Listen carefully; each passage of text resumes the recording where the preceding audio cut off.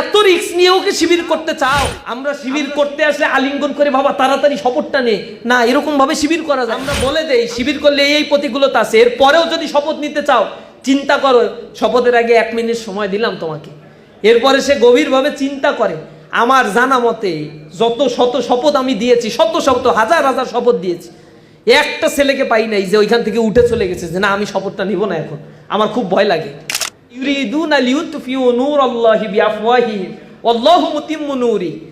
তোমরা নূরকে নির্বাপিত করতে চাও, আল্লাহ তার নূরকে প্রজ্বলিত করে দেন।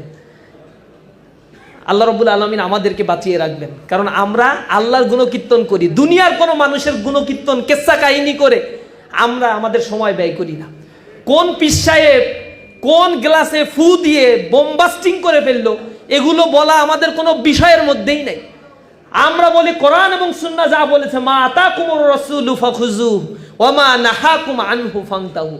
যা তোমার রাসূল নিয়ে এসেছেন তা গ্রহণ করো, যা থেকে তোমার রাসূল বিরত থাকতে বলেছেন তা থেকে বিরত থাকো। এটা হচ্ছে আমাদের ফিলসফি। এই জিনিসটাই হচ্ছে আমরা বলার চেষ্টা করি মানুষের কাছে। আমরা নিজেদের কিস্সা কাহিনী বলি না, এ কারণেই মানুষেরা আমাদের কাছে আসে। আসার পরে জীবনের শত রিস্ককে মেনে নেয়। আমরা যখন সাথী বানাই, আমি নিজে বলি যে তুমি যে সাথী হইতে চাচ্ছ তোমার ক্যারিয়ার নষ্ট হয়ে যাবে, তোমার পরিবার কিন্তু তোমাকে আলাদা করে দেবে, রাষ্ট্র কিন্তু তোমাকে অ্যাকসেপ্ট করবে না। এই 15 বছর এই কথা বলছি। এরপরে বলছি তুমি এত রিস্ক নিয়ে ওকে শিবির করতে চাও? আমরা শিবির করতে আসলে আলিঙ্গন করে বাবা তাড়াতাড়ি শপথটা নে, না এরকম ভাবে শিবির করা যায় না।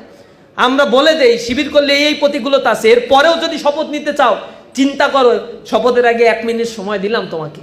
এরপরে সে গভীরভাবে চিন্তা করে, আমার জানা মতে যত শত শপথ আমি দিয়েছি, শত শত হাজার হাজার শপথ দিয়েছি, একটা ছেলেকে পাই নাই যে ওইখান থেকে উঠে চলে গেছে যে না আমি শপথটা নিব না, এখন আমার খুব ভয় লাগে।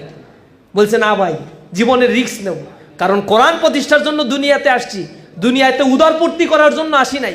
খেয়ে দিয়ে ফুর্তি করে জীবন যাপন করব, মরার পরে কি জবাব দিব? অথচ দুনিয়ার জীবনটা আখেরাতের জিন্দেগির তুলনায় খুবই সামান্য একটা জিন্দেগি। এটা হচ্ছে বিশাল সমুদ্রের মতো, 1 ফোঁটা পানির মতো বিশাল জিন্দেগি। আখেরাতে জীবন যাপন করতে হবে, দুনিয়ায় এই স্বল্প সময় আমাকে আমল তৈরি তো করতে হবে। এই জিনিসটা আমরা মানুষকে বোঝানোর চেষ্টা করি, তখন সে কোরআন হাদিস পড়ে এটাই বোঝে। দুনিয়ার সব নবী রাসূল সম্পদের পাহাড় গড়ে নাই, কিন্তু নবী রাসূলেরা পৃথিবীতে আজীবন বেঁচে থাকবে তাদের কর্মের কারণে। সালফে সালেহিনরা বেঁচে থাকবে সম্পদের পাহাড় গড়ার কারণে নয়, আইম্মায়ে মুস্তাহিদিনরা বেঁচে থাকবে সম্পদের পাহাড় গড়ার কারণে নয়।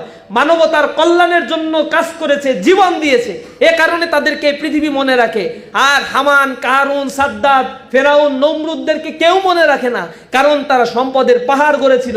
নিজেরা গর্ব করে বলেছিল আনা রব্বুকুমুল আলা, আমি বড় রব। আল্লাহর সাথে তারা চ্যালেঞ্জ করে দিয়েছে। আল্লাহ রাব্বুল আলামিন বলেছেন তোমাদেরকে কোথা থেকে সৃষ্টি করেছে, হুশ করো না। মিন নুতফাতিন আমশাজ, শুক্র রক্তবিন্দু থেকে তোমাকে সৃষ্টি করেছে।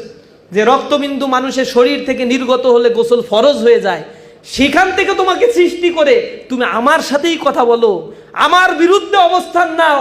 তোমার এত ক্ষমতা, দুনিয়াতে তোমাকে আমি স্বাধীন করে পাঠাই নাই, স্বাধীন চিন্তা শক্তি তোমাকে দিয়েছি, কিন্তু এর অপব্যবহার করলে কিয়ামতের ময়দানে তোমাকে ধরা হবে।